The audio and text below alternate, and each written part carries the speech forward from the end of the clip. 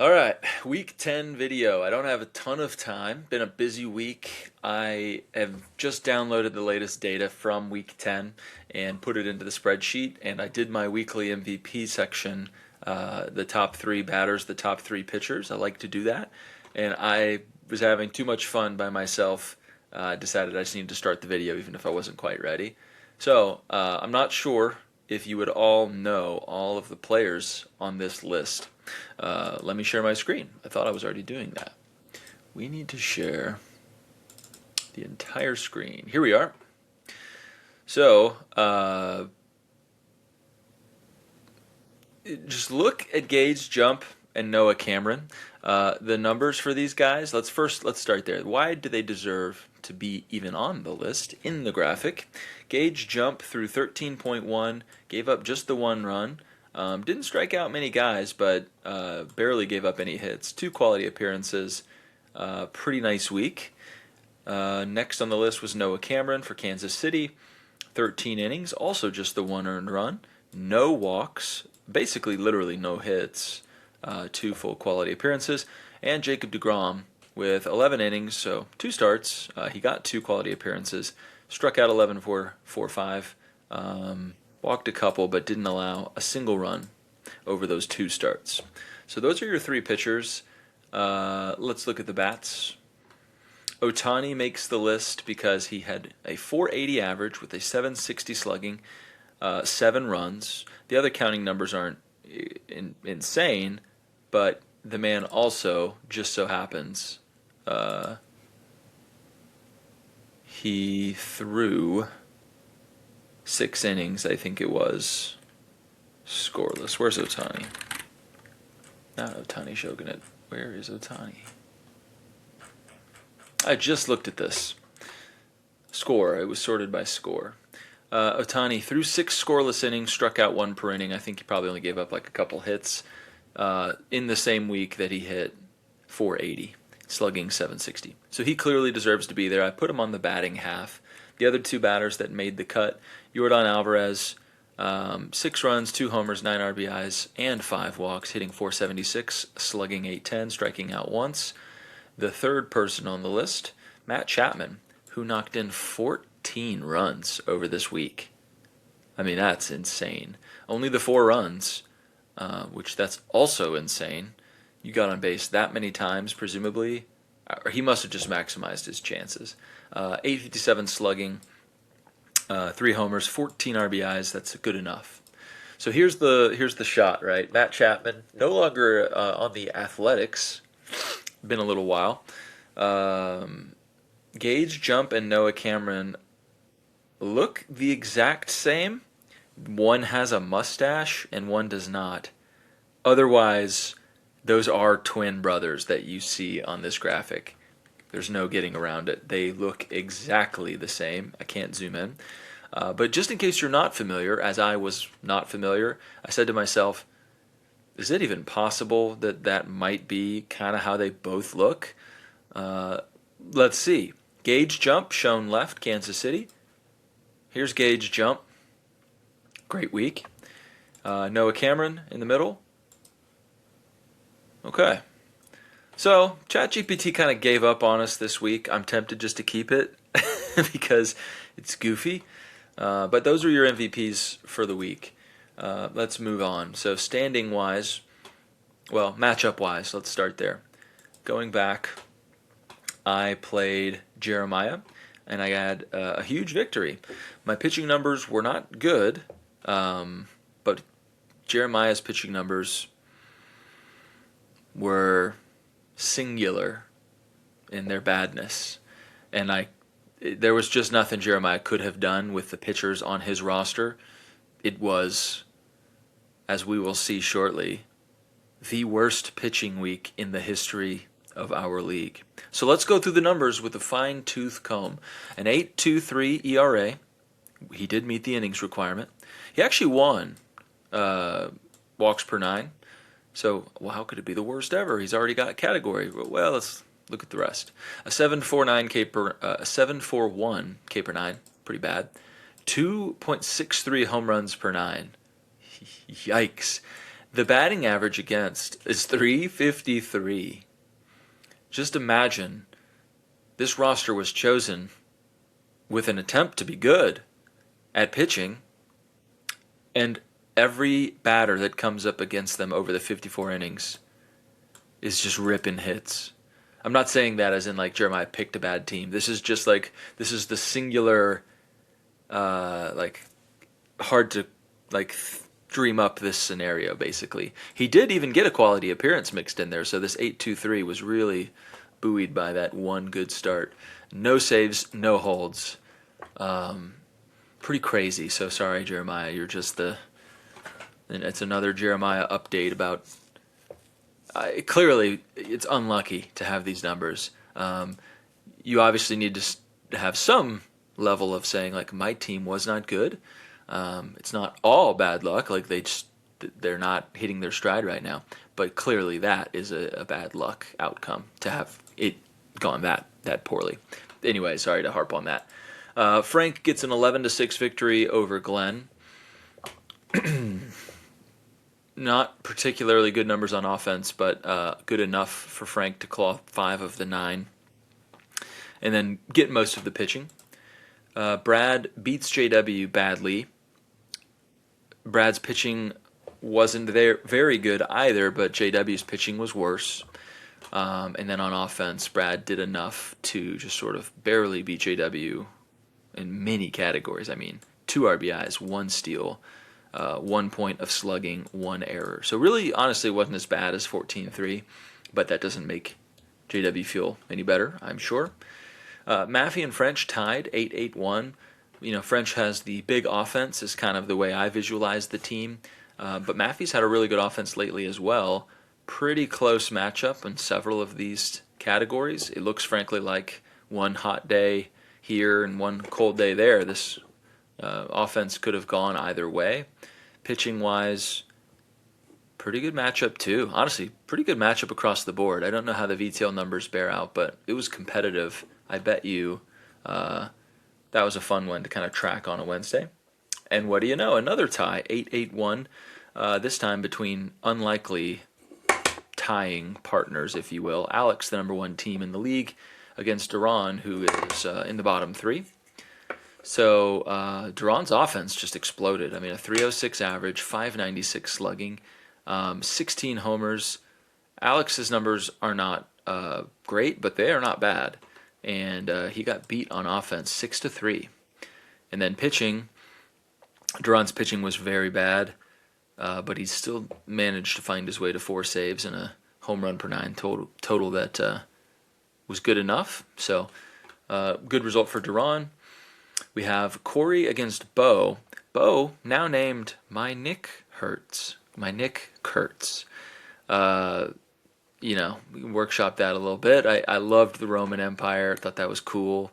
But Roman Anthony is gone, and we'll get into that in a little bit. Corey had a nice week in terms of the counting numbers. The average slugging weren't there, but every ball they did hit seemed to have driven somebody in and ultimately led to them scoring.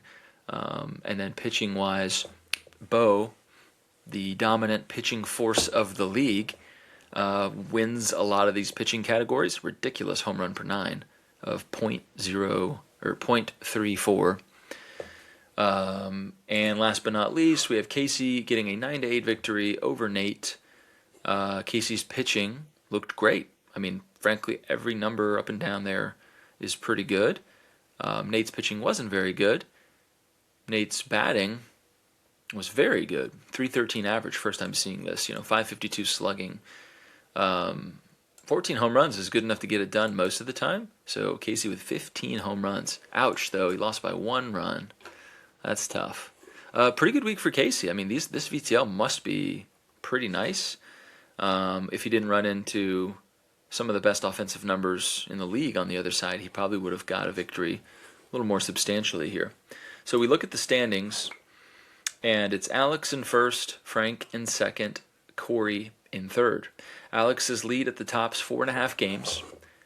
Frank is only separated by 2 games over Corey after Corey gets a big win a couple weeks ago and another win this week. French, 7 games back. Brad, 8.5 after the big win over JW. Bo is in 6th, only 1.5 games up on Maffey, who is in 7th.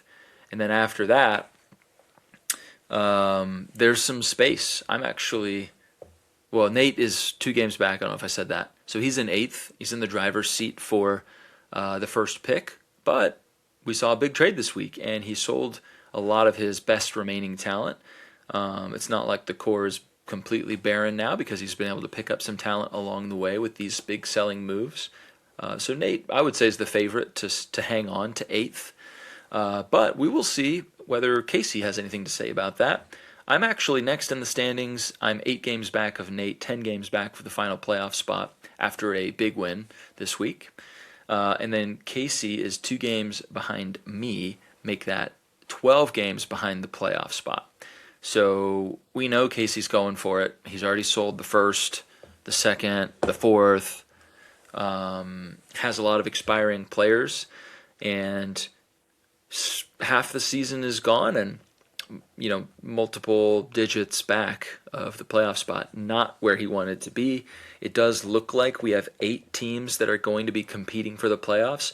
One is going to get left out at least. Obviously, something crazy could still happen. And I say 8 because Nate and I are not really in that mix. And Jeremiah this week has told us through the trade block that he would consider some selling moves. That could be a huge deal depending on who goes there first and what Jeremiah is willing to part with as one big package, or whether he'll want to split things out a bit. He did not go scorched earth with his picks. He did sell his first to me, but I think he still has most of the other big picks in his arsenal, so he is not having to pivot too hard. It's a shame not to have your own first in a year when you may consider selling after some time has passed, but anyway, it's Casey in 10th. Jeremiah is 9 games back of him, which means he's 19 games back of a playoff spot right now. Again, halfway through the season, even if you're clawing back, a couple games every single week, you got to pretty much start doing that right now, and no weeks off in order to catch up over the next 11 weeks. So it would be a challenge for Jeremiah. We will see kind of how things shake up. Then you have Duran, Glenn, and JW bringing up the rear. I am kind of curious, actually. Let's look at Jeremiah's team, because he, like I said, if he decides that he's willing to sell a few of his bigger pieces, like he's got a pretty expensive Ketel Marte, Corey Seager. He mentioned getting offers for Muncy and Buxton. Will Smith has been looking really good when you look at the advanced numbers, even though the numbers just on the ledger here, when you look at them, don't necessarily pop off the page. If he decided to sell all 5 of those guys, for example, he probably wouldn't do that. But that'd sure be worth a first, second, third. There aren't very many teams left with that kind of ammunition to go and get a package like that. Hence why I think it's just a really interesting thing to think about. The picks, he has a second, third, fourth, fifth, 7th, 8th, 9th, 10th. He's only missing his first and his 6th. So he's certainly, in position to. He didn't dive all the way in yet, right? A lot of the things he gave up in that trade with Nate were players like Jackson Chorio. It was a good contract. So Nate very precise in what he looked for. Jeremiah kind of kept his flexibility with his picks by not including the big ones in the deal. So Jeremiah is still positioned to kind of take it either way, but the pitching, especially this last week, really just, it's hard to really be psyched up to compete when you've just administered the worst pitching week in the history of our league, and that is exactly what just happened. I haven't updated this database with this year's statistics, so it's possible there was another bad one of this caliber, but the worst record any team has ever had when you consider just their pitching stats for 1 week was 6, 66, and 0 against the league. That was Casey in 2021, week 20. Probably had sold a lot of his talent already, and was already looking forward to the next year. Well, the Gemini stat log revealed to me, and I didn't believe it when I saw the number. I thought there must be a mistake, that Jeremiah was 397 and 4 with this week's pitching numbers. That is a 4.81% result. That is roughly twice as bad. Where's that tab? Weekly stats. It's roughly twice as bad as the next worst week ever. Just frankly, it's like an incredible thing to see. 16% total VTL. It was just a 27% offensive week as well. So a 16% total VTL week. Let's actually see where that ranks. 16 point what? That becomes pretty important. 16.74. What we just witnessed is probably the 6th worst week of all time for Jeremiah. Of any single week VTL wise for any team over our 9 years, 8 years and counting. So that's rough. Let's take a look at the actual VTL numbers for week 10 specifically and see if anything stands out. So yeah, like I mentioned, I mean, I had a pretty big win over Jeremiah. That's a different league. Let's look here. 10, no, that's this week. I'll get there. I had a 12-3-2 win while having a sub 40 VTL. Pretty lucky on my part. French with a 60% week and a tie against an opponent who had a 50% week, right? No, it wasn't French and Maffey. So Maffey with the 58%, French with 59, 60%. Tough for each of them to have to draw each other there. I was right on with this. Casey had the best VTL of the week, 75% on the pitching. Very good number. It's not approaching any kind of like all-time good or something like that, but let's take a look very quickly and kind of see perspective-wise where 75%. 75% even is the 119th best result ever, and for context, this list contains 1,600 results, and there's several hundred that will be added in soon. So we're looking like at a top 5% kind of number.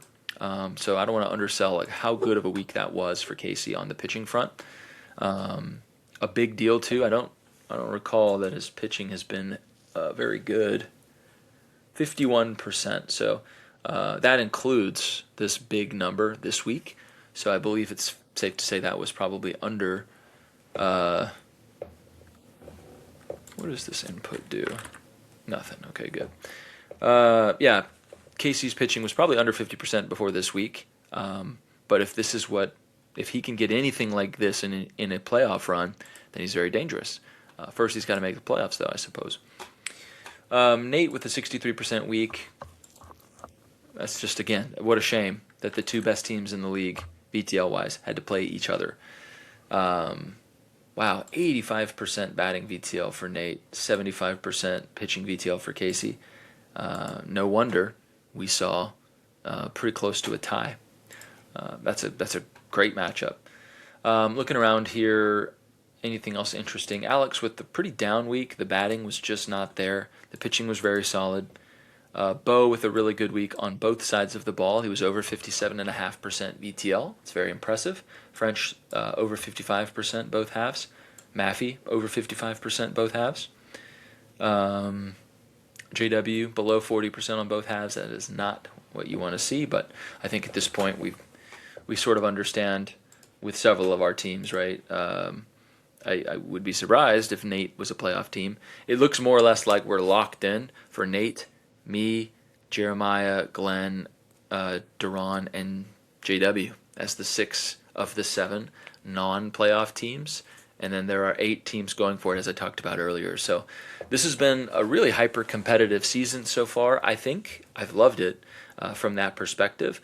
With Jeremiah potentially selling, I shouldn't make any sort of definitive statements on that. He's just floated the idea out that he might listen. But if he does end up going that way, what kind of felt like a year that maybe 10, 11 people were going to go for it now looks more like 8. Still a really good number, and I'm loving that no team has really grabbed the reins for me yet as a super team. Not even Bo, not with this latest deal. I still feel like we have a lot of competitiveness in the field. Let's look at that trade. I guess there were 2 trades in the meantime, so we had a deal between Bo. So Bo making back-to-back deals. I guess I kind of forgot. So Bo acquiring Polanco, Travis Sikora, George Clausen. No, from Nick. Okay, never mind. Sorry. So Bo acquires Braden Montgomery, who had a nice debut last night. Mookie Betts, Brandon Woodruff, Joe Adell, and Brandon Garcia, who I've never heard of before, but looks pretty solid. And in the process, he gave up a 5th and a 13th to get that player group. He also gave up Polanco, Sikora, Clausen, Strom, and King. So pretty much gave up nothing player-wise. A 5th and a 13th, good enough to get Betts, Woodruff, Adell, and Montgomery. That seems a little light to me. I feel like maybe Mookie's undoing has to make you recalibrate the value, because who is going to be like, hey, Glenn, man, let me get Mookie. I'll give you a second. So tough. The picks from the expansion draft, the pick before the draft to acquire Betts, I believe was a 3rd. That move certainly did not pay off in the long run. That we can pretty definitively say. But then Bo turns around and trades Nate, who this is his 3rd blockbuster sale. Quite a good haul back in terms of all 3 of those moves for Nate. He's going to be in great position next year. So Ivan Herrera, Caglianone, Roman Anthony, Jose DePaula, and Spencer Schwellenbach go to Nate. Really nice group in terms of cost control, upside, going to Nate, as well as Bo's 1st, 3rd, and 4th. So Bo keeps his 2nd-round pick, and he acquires Jazz Chisholm, who is only got a 717 OPS this year. Yandy Diaz, who looks like a bona fide all-star starter this year, 940 OPS. Tarek Skubal, who is already going back through rehab starts. Trent Grisham, who never hits for a high average, but always produces in many categories. And Joe Ryan, who's having a fantastic year. So when you talk about the best pitching team, getting Skubal and Ryan, if you wanted to, nitpick and say maybe he's a super team for pitching, you'd have a case. Nolan McLean has so much strikeout potential, but the ERA itself hasn't been sparkling lately. Cole Reagans just seems to have lost it with all of his injuries over the last couple years. Joe Ryan, fantastic. Paul Skeens, fantastic. Tarek Skubal, fantastic. Brandon Woodruff on the cheap. I love that investment. I think that was a smart choice. Davis Martin, I guess you got to respect it. 72 innings. He looks like an ace. Drew Rasmussen has been really good the last few years. Gavin Williams has taken the next step. And so, yeah, if you're talking about, and I shouldn't ignore Will Warren, who's been really fantastic too. Between Davis Martin, Drew Rasmussen, Will Warren, Gavin Williams, Nolan McLean, Joe Ryan, Paul Skeens, Tarek Skubal, that's a tough staff to beat. You're going to need a little bit of luck on your side in the playoffs. Or you might just have to really dissect that and look at, well, what are the categories I might be able to sneak in if that's all I care about. But it is that kind of staff. When you look at the lineup, it's not that scary. Let's look at the 26 home here. Bo's offensive VTL, 52%. His offense didn't really get that much better with these 2 deals, I don't think. Adell hits a lot of homers. That's good. Jazz hits a lot of homers and steals some bases. So maybe for like some of the counting numbers, we see a little bit of improvement. Yandy Diaz is actually awesome. So maybe I'm underselling a little bit. The offense probably goes up a tick too. Drake Baldwin coming back would really help. Mookie Betts looking remotely like an all-star would be nice. Maybe Braden Montgomery takes the league by storm. I'm kind of surprised, but I guess I'm kind of surprised that a prospect like went over to Bo in the deal when Glenn was the team who was looking for prospects, but maybe he just isn't a Braden Montgomery guy. Anyway, Bo has set himself up now as definitely the pitching team to beat. I personally have always liked having one really strong side to kind of bank on, and then you can kind of tactically add at the deadline in the areas and offense which you hope to then like piecemeal together, because it's very hard to be really good on both sides. So wouldn't be surprised if Bo's going to target a few categories come deadline time. I was looking to see how many stolen bases did he add through these deals. Not that many. Seeing 13 for Jazz is kind of a big deal, so maybe he becomes a much better stolen bases team. Anyway, I think that's the gist of the video this time around. O'Neal Cruz to the injured list. Sorry, Casey. Yeah, I thought he was already on the injured list. Yeah, what do we do? We talked about the players of the week, the scoreboard, the standings, the VTLs, the trade, Jeremiah's bad luck, as always. Let's look just at the VTLs for the entire season one more time. So Frank is at an even 60%, which I appreciate the .00. That's nice. I like that. 63% offensive VTL for Frank, remains tops in the league. French at 60% right behind. Casey is in third, 56% there. So I guess this is my favorite table that I have so far for this year. We've got Bo is in sixth, but third in VTL, seventh in batting, but first in pitching. Frank looks like the real deal to me. He's got the best VTL, the best hitting VTL, the third best pitching VTL. Top three in both. It's going to be tough, guys. It's going to be tough. Alex at fifth in hitting and fourth in pitching. I think the hitting maybe took a little bit of a step back after like a 30-something percentile result this week, but he's in first. He has the bye in his grasp with the 4-game cushion. So every reason to still be really confident if you're Alex. A team like Maffey is the one that's kind of maybe one of the X factors. I think if you said to me right now that either Casey or Maffey would make the playoffs, who do you choose? I think I'd take Casey. The VTL's stronger. Maffey's VTL has been actually under 50%. Casey's is sixth best. He's third in hitting, eighth in pitching, but we saw a really nice uptick this week. I wouldn't be surprised if that was the two teams that one's going to make it and one's going to miss. But you just never know. Bo is currently in sixth and Brad in fifth. If Brad didn't get that really big win this week over JW, he might be hovering kind of in that same ballpark. But his VTL does look a little stronger. So anyway, that'll do it. Sorry that the video was late, and I'll have it out tonight, if not right away. You should see this before the end of the day Wednesday. So we'll cut it there.